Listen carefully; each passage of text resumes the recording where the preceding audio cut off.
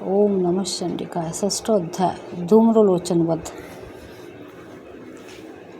मैं सर्वगेश्वर भैरव के अंक में निवास करने वाली परमोत्कृष्ट पद्मावती देवी का चिंतन करता हूँ। वे नागराज के आसन पर बैठी है।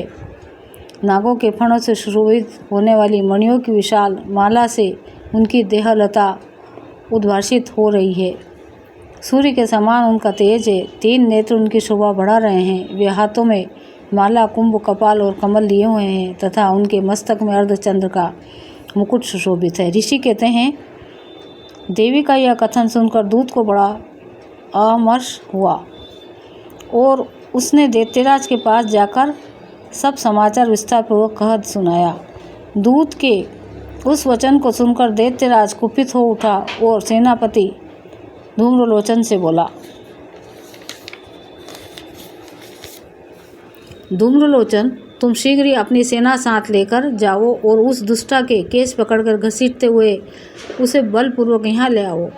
उसकी रक्षा करने के लिए यदि कोई दूसरा खड़ा हो तो वह देवता, यक्ष अथवा गंधर्व ही क्यों ना हो, उसे अवश्य मार डालना।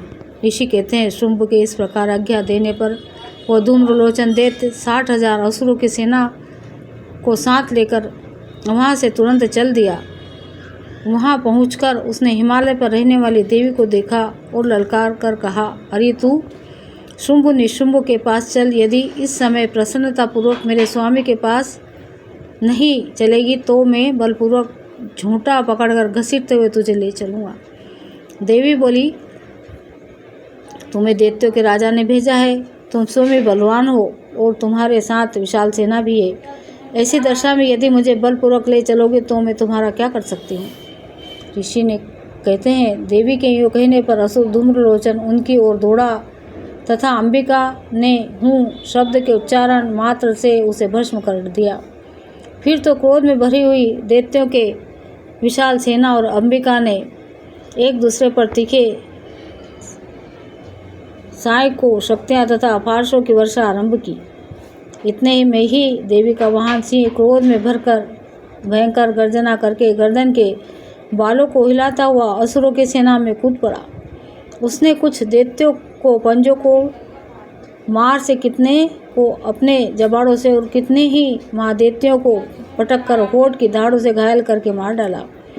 उस सिंह ने अपने नखों के कितने के पेट फाड़ डाले, थप्पड़ मारकर कितनों के सिर धड़ से अलग कर दिए, कितनों की भुजाएं मस्तक काट डाले तथा अपनी गर्दन के बाल हिलाते हुए उसने दूसरे दैत्यों के पेट फाड़कर उनका रक्त चूस लिया। अत्यंत क्रोध में भरे हुए देवी के वाहन उस महाबली सिंह ने क्षण भर में ही असुरों की भारी सेना का संहार कर डाला। शुंभ ने जब सुना कि देवी ने धूम्रलोचन असुर को मार डाला तथा उनके सिंह ने सारी सेना का सफाया कर डाला, तब उस दैत्यराज को बड़ा क्रोध हुआ। उसका होठ फड़कने लगा। उसने चंड और मुंड नामक 2 महादैत्यों की आज्ञा दी, हे चंड और हे मुंड, तुम लोग बहुत ही बड़ी सेना लेकर वहाँ जाओ। उस देवी के झौटे पकड़कर अपने उसे बांधकर शीघ्र ले आओ। यदि इस प्रकार उसको लाने में संदेह हो तो युद्ध में सब प्रकार के अस्त्र शस्त्रों तथा समस्त असुरी सेना को प्रयोग करके उसकी हत्या कर डालना।